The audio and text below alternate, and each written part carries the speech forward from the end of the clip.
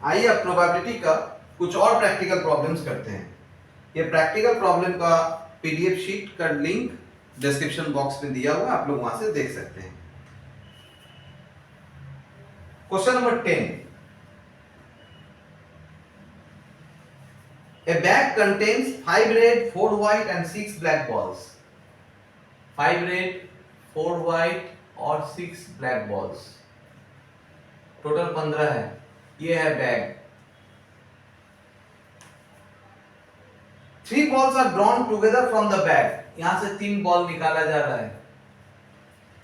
Question क्या है? Find the probability that all the balls drawn are of the same colour. मतलब या तो सारे के सारे रेड होंगे, मतलब 5c3 बाय 15c3, या फिर व्हाइट होंगे 4c3 bye 15c3,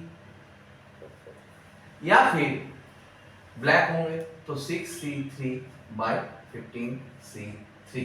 question number 10 खत्म। Question number 11, if a is equal pa is equal to half. अच्छा, क्वेश्चन नंबर 11 यहां से शुरू करते हैं।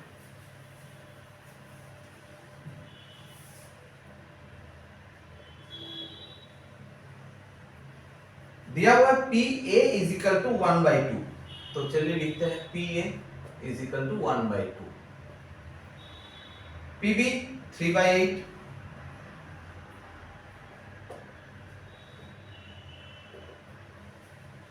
PA intersection B 1/4,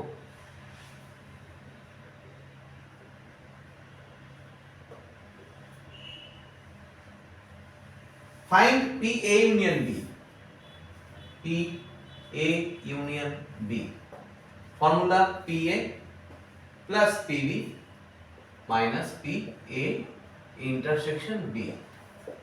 तो PA है 1/2, PB है 3/8 माइनस PA इंटरसेक्शन B मतलब 1/4। एलसीएम लेते हैं 8, 4 plus 3 minus 2, 5/8। Question number 2, PA complement union B complement, PA complement union B complement. चलिए इसको पहले सेट थ्योरी से समझना पड़ेगा, नहीं तो कर नहीं पाइएगा। ये सेट A है, ये सेट B है। A कंप्लीमेंट का मतलब A को छोड़कर बाकी सब।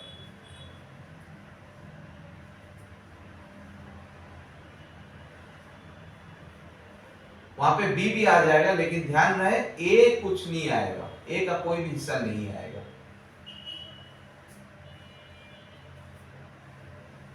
चलिए B कंप्लीमेंट मतलब B को छोड़कर सभी कोई।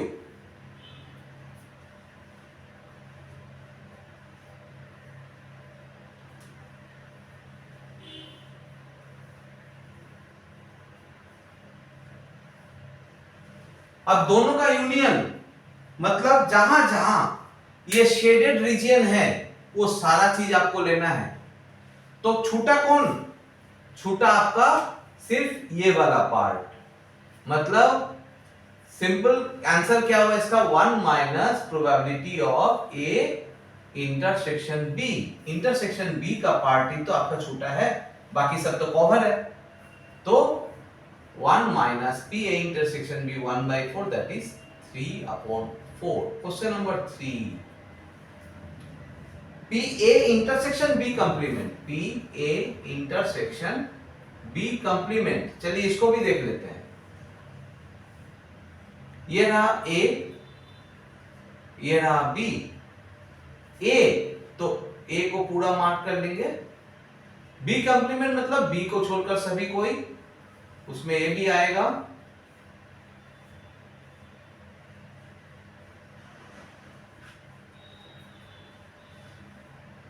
ठीक है, अब दोनों का इंटरसेक्शन, इंटरसेक्शन एरिया कौन सा हो गया? देखिए ये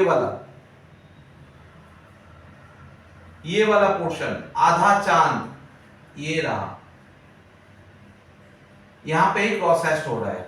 तो प्रोबेबिलिटी ऑफ A माइनस पूरा A को लेंगे, फिर वहां से ये वाला पोर्शन को हटा देंगे, मतलब probability of A intersection B को माइनस कर देंगे। तो पी ए है half minus P A intersection B है 1/4, मतलब 1/4 हो गया आंसर। तो ये था क्वेश्चन नंबर 11। अब आते हैं question number 12।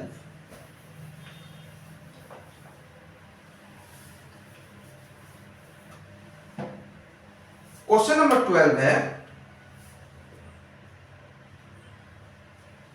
a bag contains 4 white 6 black balls। बस, तो white है 4 और black है 6, टोटल 10 है। ये रहा bag. 2 balls are drawn one after the other without replacement, मतलब पहले एक बॉल निकलेगा, उसके बाद और एक बॉल निकलेगा। विदाउट रिप्लेसमेंट मतलब वापस उस बॉल को रखा नहीं जाएगा, एक बार निकल गया तो कम हो गया ball. Find the probability that the balls are both black, दोनों का दोनों ब्लैक होगा। मतलब ये है कि मैंने जब पहला बॉल निकाला वो भी ब्लैक अगर होता है, क्योंकि मुझे बोला ही गया दोनों का दोनों ब्लैक होगा, तो 6C1/10C1। दूसरा बॉल भी ब्लैक होगा, मतलब अब ब्लैक कम हो गया ना, एक बॉल निकल गया तो ब्लैक कम हो गया, तो 6 में से 5 रहा, तो 5C1 बाय टोटल भी कम हो गया था, 10 में से 1 कम हो गया था, तो 9C1। तो ये था फर्स्ट क्वेश्चन का answer. Second, 1 white and 1 black. 1 white और 1 ब्लैक मतलब यहां पे दो तरीके से हो सकता है। If first is white and second is black,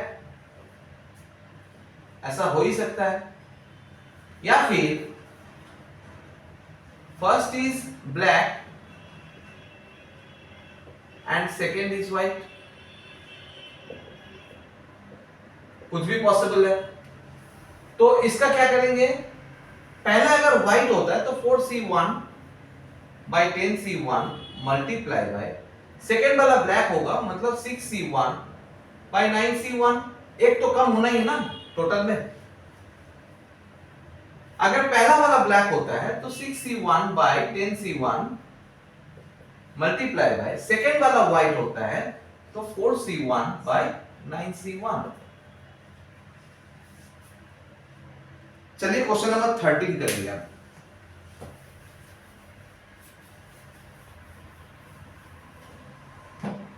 question number 13 बता रहा है, a man X is known to win with probability 0.3 if the track is fast, मतलब वो जीतेगा, उसका विनिंग का चांस है, प्रोवाइडेड ट्रैक फास्ट होना पड़ेगा 0.3, मतलब conditional probability. And with probability 0.4 if the track is slow, मतलब जीतेगा अगर ट्रैक स्लो होगा, तो उसका है 0.4।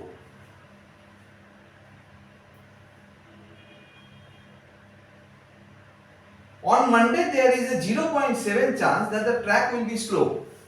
मंडे को ट्रैक स्लो होने का चांस है 0.7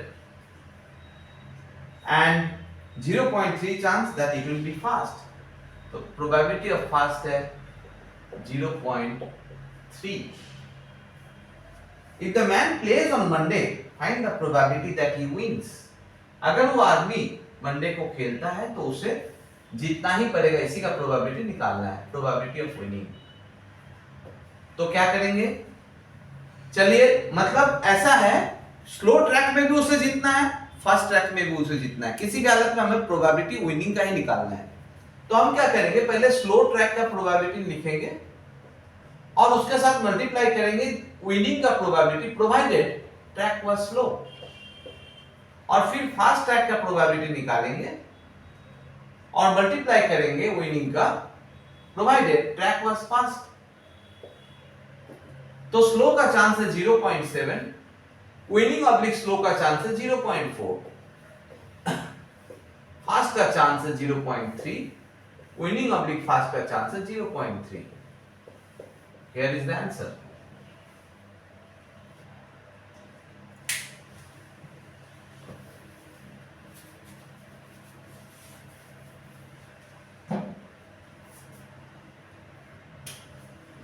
अब सीखेंगे ऑड्स के बारे में.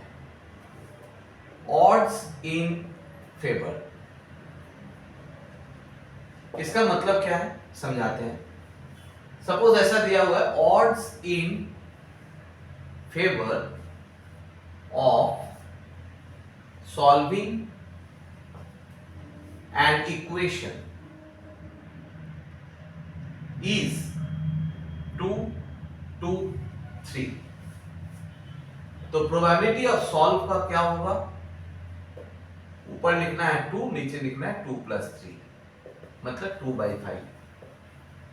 और अगर ऑड्स अगेंस्ट होता है, मतलब यही वर्ड रहेगा, odds against solving an equation is 2 2 3. तो आपको क्या करना है, प्रोबेबिलिटी ऑफ सॉल्विंग में ऊपर 3 लिखना है और नीचे 2 + 3, मतलब 3/5. चलिए प्रॉब्लम करते हैं.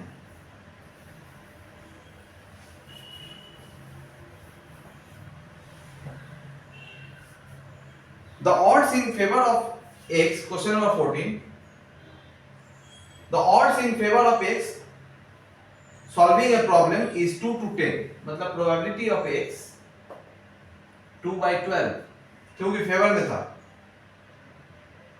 And the odds against y for solving a problem is 9 to 1. मतलब probability of y against में है तो 1/10. फिर से पढ़ते हैं, odds in favor of x for solving a problem is 2 to 10. Favour में है तो 2 ऊपर नीचे total. And the odds against y for solving a problem is 9 to 1. तो यहाँ पे 1 ऊपर 10 नीचे total. Find the probability that neither of them solve the problem. ये neither of them का जब निकालने बोलेगा, आप लोग क्या करना, पहले इसे either of them निकालना. Probability of either of them, मतलब probability of x union y. Formula क्या है, probability of x plus probability of y minus probability of x intersection y. आपके मन में ये क्वेश्चन आ सकता है, हम कैसे समझेंगे कि ओवरलैपिंग होगा, मतलब कैसे समझेंगे कि ये वाला केस होगा. इसलिए कि वो प्रॉब्लम जो है x भी कर सकता है, y भी कर सकता है, x y दोनों भी तो कर सकता है. तो चलिए x का क्या है 2/12, y का कितना है 1/10. अब इंटरसेक्शन दिया हुआ नहीं है तो मल्टीप्लाई कीजिए, 2/12 इंटू 1/10. तो इसका 120 ले लेते हैं एलसीएम. 20 + 12 - 2, 30/120 मतलब 1/4. Probability of neither of them, मतलब 1 minus probability of either of them.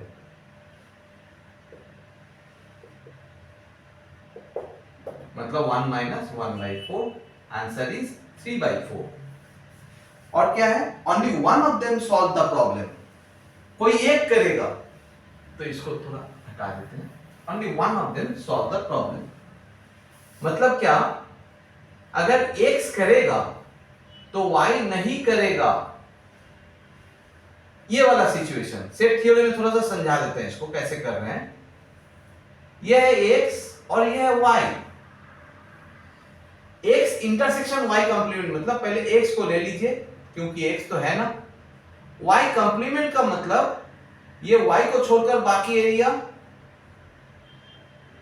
y को छोड़कर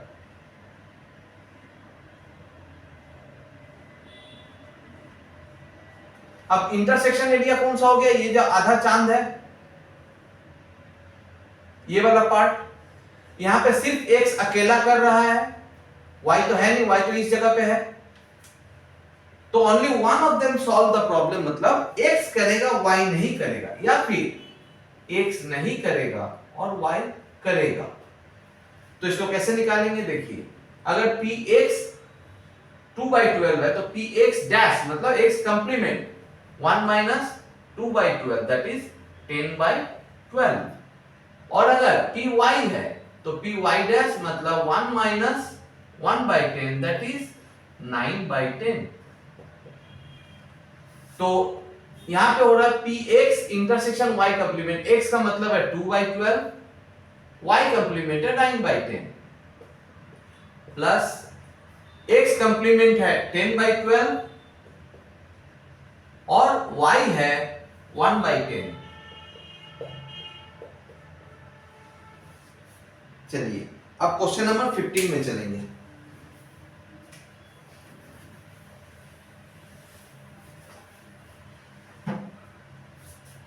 A man is called for interview.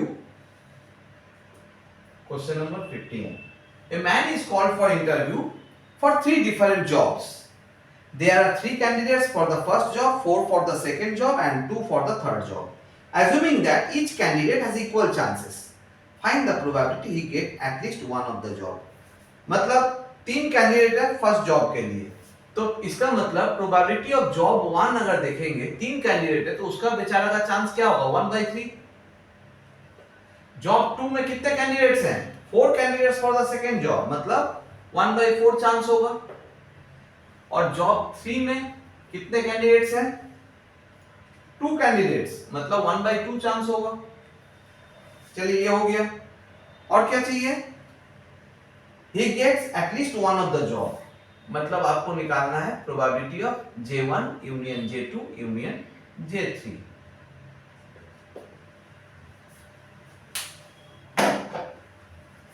तो फॉर्मूला लगा देते हैं, probability of J1 plus J2 plus J3 minus J1 intersection J2 minus J2 intersection J3 minus probability of J1 intersection J3 plus probability of J1 intersection J2 intersection J3। तो ये सारा चीज हम लोग पता है, J1 है 1/3, J2 है 1/4, J3 है 1/2 माइनस J1 और J2 मतलब 1/3 इंटू 1/4 माइनस J2 J3 मतलब 1/4 1/2 minus J1 J3 1/3 1/2 plus J1 J2 J3 मतलब 1/3 इंटू 1/4 इंटू 1/2। सेकेंड क्वेश्चन क्या है, he gets exactly one job, एक मिलेगा सिर्फ, मतलब अगर उसे J1 मिल गया तो J2 उसे नहीं मिलेगा और J3 उसे नहीं मिलेगा, या फिर J1 नहीं मिला और J2 मिल गया तो J3 भी नहीं मिलेगा, या फिर J1 नहीं मिला J2 नहीं मिला तो J3 मिला। तो इसका आंसर क्या होगा, देखिए J2 डैश का क्या, J1 डैश का निकाल लेते हैं, J1 डैश का होगा 1 माइनस 1/3 मतलब 2/3। अच्छा J2 डैश का क्या होगा 1 माइनस 1/4 मतलब 3/4, और J3 डैश का क्या होगा 1 माइनस 1/2 मतलब 1/2। तो यहां पे J1 मतलब 1/3 इंटू J2 डैश मतलब 3/4 इंटू J3 मतलब J3 डैश का मतलब 1/2 प्लस J1 डैश मतलब 2/3 J2 मतलब 1/4 इंटू J3 डैश मतलब 1/2 प्लस J1 डैश मतलब 2/3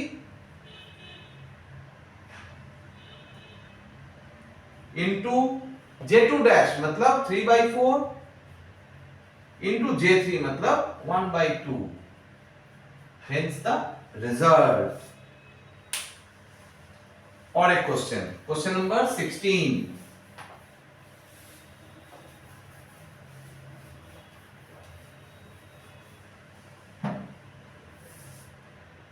the following data of A company is available about the engineering personnel. दिया हुआ एज अंडर 30, 30 to 40, ओवर 40। तो यहां पे लिखेंगे अंडर 30, 30 to 40 और over 40। Bachelor degree, master degree total, bachelor degree,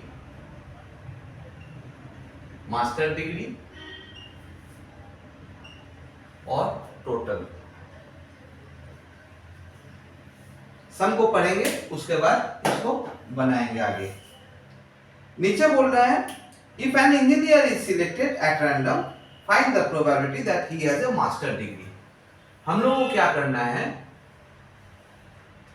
यहां पे 200 है टोटल में। हाँ, आपको क्या करना है, पूरा टेबल को 200 से डिवाइड कर दीजिए, तो सारे के सारे 1 में आ जाएंगे। मतलब 200 by 200 मतलब 1, 50 by 200 मतलब 1/4 that is 0.25, 50 by 200 मतलब 0.25, 100 by 200 मतलब 0.50। इधर का क्या करना है, 150 है मतलब 0.75 हो जाएगा, 50 है तो मतलब 0.25 हो जाएगा। चेक कर लीजिए, ये 1 हो जाएगा, इसको टोटल करने से भी 1 होगा। 90 है मतलब 0.45, 20 है मतलब 0.10 और 40 है मतलब 0.20। देखते हैं, ठीक है। 10 है मतलब 10 का हो गया, 20 का अगर 0.1 है तो 0.05, 30 है तो 0.15 और 10 है तो 0.05। टोटल करते हैं, 25 आ गया। अब क्वेश्चन में मजा आएगा। He has a master degree, master degree ये वाला हुआ ना, 0.25 आंसर है ये वाला। Question number 2, he has a master degree assuming that he is over 40 years। 40 साल से ऊपर मास्टर डिग्री मतलब 0.05 out of 0.25। Question number 3, he is under 30 years given that he has only a bachelor degree। 30 साल से नीचे bachelor degree मतलब 0.45 by 0.75। ये था क्वेश्चन नंबर 16। That's all.